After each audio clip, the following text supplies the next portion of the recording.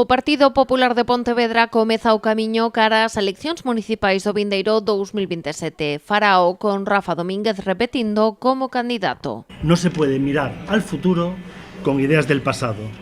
No puedes avanzar si estás acomodado, sin nuevas ideas. Y a la Pontevedra de hoy le faltan nuevas ideas.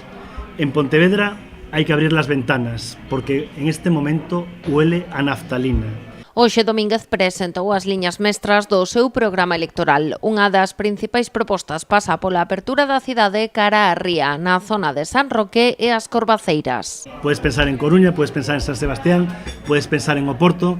Son ciudades que tienen una relación muy cercana con el mar y donde la ciudad vive en el mar.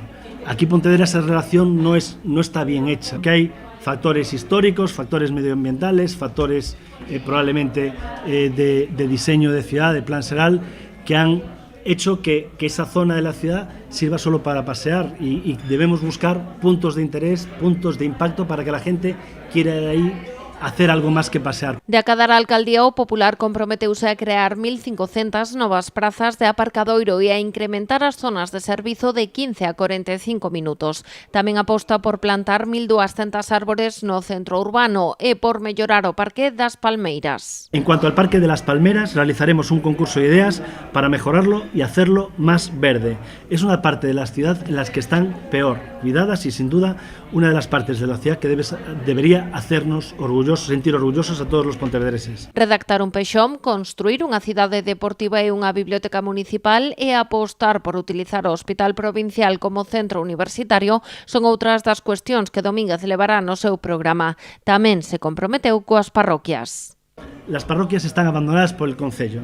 No están limpias, las carreteras tienen muchas deficiencias, no se limpian las cunetas ni se desbrozan y desde luego hay unos déficits enormes en cuanto a los servicios que se les dan por parte del concello. Tienen muchos impuestos, pero no reciben servicios. Me comprometo a mejorar la vida de las parroquias, a tener brigadas continuas de desbroce, a tener contenedores acuedados, a incrementar el número de días de recogida de basura. Me comprometo que el 25% del capítulo de inversiones de los presupuestos municipales sea destinado a obras en las parroquias. Outras das medidas do Popular de chegar á alcaldía serían retirar a denominación de persoa non grata a Mariano Rajoy e a reapertura de Raíña Vitoria ao tráfico.